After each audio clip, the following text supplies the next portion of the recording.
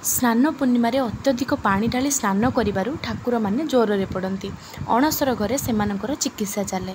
सुस्थ होगा परे प्रभु जगन्नाथंकर इच्छा हुए भाई बलभद्र और भौणी सुभद्रा टिके नगर भ्रमण करने को। तेणु माँ लक्ष्मी पाखु अनुमति नि आउ वचन दियंती बुलाबुली सारी 2 दिन में श्रीमंदिर फेरी आसबे। स्वामी देह भल नथिला, टिके बुली आसिले भल लागिबो बोली माँ खुशी रे अनुमति दे दियंती। 2 दिन में फेरी आसिबा कथा दे श्री जगन्नाथ भाई भौणी को साथी धरी गुंडीचा मंदिर पहुँची जाती। एबे 2 दिन पूरी गलानी हेले प्रभु फेरिलेनी कि फेरिबार सूचना भी देलेनी।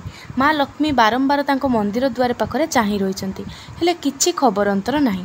2 दिन गला, 3 दिन गला, एबे 4 दिन भी पूरी गलानी। बार बार माँ लक्ष्मी सैनिक को पचारुचंती स्वामी मंदिर को आसिलेनी हेले बारंबार तांको निराश हेबाकु पड़ुछि। आज 5म दिन होइगला हेले प्रभु फेरिलेनी। माँ लक्ष्मींकर विरह एबे रागरे बदली गला। से भाबिले केते दायित्वहीन स्वामी ये, तांको कथारे कोन किछि मूल्य नाही आ मोर कोन किछि महत्व नाही तांको जीवन रे। ठीक अछि, आज मु तांको जणै देबी जे कथा देई कथा न रखिले कोन हुए। एई कथा भाबी भाबी माँ लक्ष्मी तांकर सेवक मानकु डाकी आदेश देले सांगे सांगे मो पालिंकी प्रस्तुत कर, एई सांगे सांगे मु गुंडीचा मंदिर जीवी।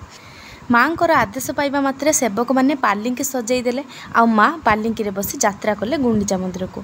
माँ लक्ष्मी गुंडीचा मंदिर आसुचंती बोली खबर पहुँचला जगन्नाथ को पाखरे।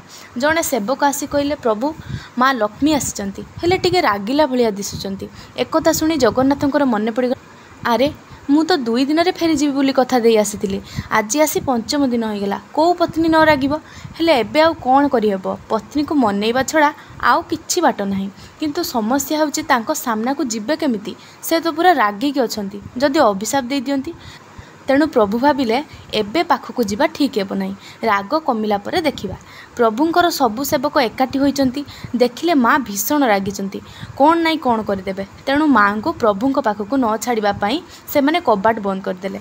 एबे माँ लक्ष्मी भाविले प्रभु भाई भौणी सह सुखर अछंती आ मते देथिबा कथा भूली जाइचंती। माँ लक्ष्मी रागी जाई तांको सेवक मानकु आदेश देले जाओ नंदीघोष रथ को भांगी दियो।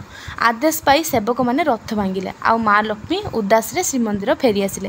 हेले एथर से बड़ दांड पटे न आसी हेरा गौरी साही बाटे फेरिले। हेरार अर्थ देखिबा। माँ लक्ष्मी तांकर स्वामी को देखिबा पई रथयात्रार 5म दिन जाती। तेणु यही उत्सव को हेरा पंचमी कहुए। जदि भिडियोटी आपको भल लगी था लाइक शेयर कमेंट निहाती।